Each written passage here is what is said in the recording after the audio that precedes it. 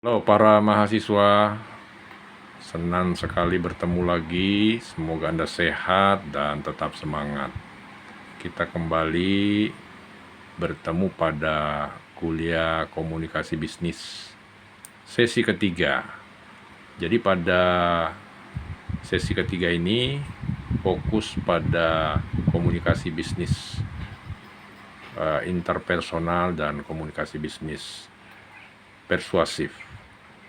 Nah, tujuan mata kuliah atau kuliah yang ketiga ini adalah memberikan pemahaman kepada Anda bagaimana caranya berkomunikasi. Ya, tentu interpersonal ini menunjukkan adanya relasi ya dari satu orang ke orang lain. Nah, demikian juga bagaimana cara persuasif ya yang memungkinkan adanya win-win solution ya, atau adanya kemampuan kita itu memenangkan transaksi, memenangkan negosiasi, memenangkan presentasi ya sebagai sebuah organisasi bisnis. Nah, yang jelas ada 5 aspek yang akan disampaikan, yaitu pertama mengenai pengertian komunikasi interpersonal, demikian juga pengertian komunikasi persuasif, apa perannya, apa tujuannya, dan bagaimana ya di dalam kegiatan bisnis itu bisa dijalankan sebaik-baiknya. Dan yang ketiga berkaitan dengan pesan persuasif ya, yang memungkinkan kita memberikan satu bahasa ya, baik itu bahasa tulisan ya maupun nonverbal yang memungkinkan kita mencapai tujuan di dalam berkomunikasi. Nah, juga kita akan belajar bagaimana komunikasi persuasif itu ya mempunyai faktor-faktor yang mempengaruhi ya untuk kita format sebagai sebuah komunikasi yang baik. Tentu ada faktor yang mempengaruhi.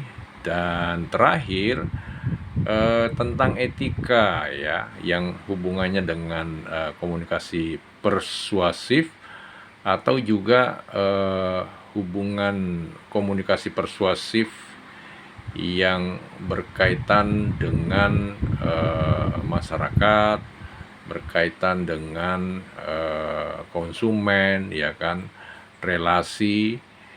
Nah, peran manajer ya juga dibahas ya untuk hal-hal yang saya sebutkan itu, yaitu etika dan pengaruhnya terhadap komunikasi pada masyarakat, pesaing ya, dan mungkin juga pada relasi yang lainnya. Nah, yang penting bahwa di dalam perkuliahan ini Anda harus memperhatikan aspek yang menjadi tugas tutor, yaitu bahwa Anda harus berpartisipasi dalam diskusi, dan ada satu lagi pekerjaan tambahan yaitu tugas ya. Anda harus menyelesaikan tugas, submit tugas, saya nanti evaluasi dan memberikan respon. Kemudian jangan lupa presensi ya. Nah, modul itu penting ya, Anda baca, Anda pelajari, demikian juga Anda latihan soal yang diberikan setiap sesi. Anda perlu mengerjakan itu semua karena memudahkan Anda nanti ketika ujian akhir ya, karena sumber soal atau sumber materinya ada di situ.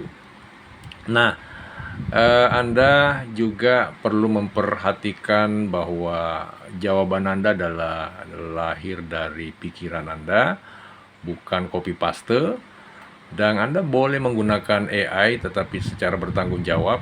Anda punya kontribusi di dalam percakapan ya, Anda melakukan investigasi percakapan sehingga Anda punya pengetahuan yang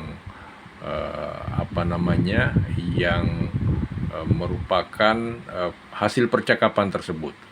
Nah, saya kira itu. Selamat belajar dan semoga Anda sukses.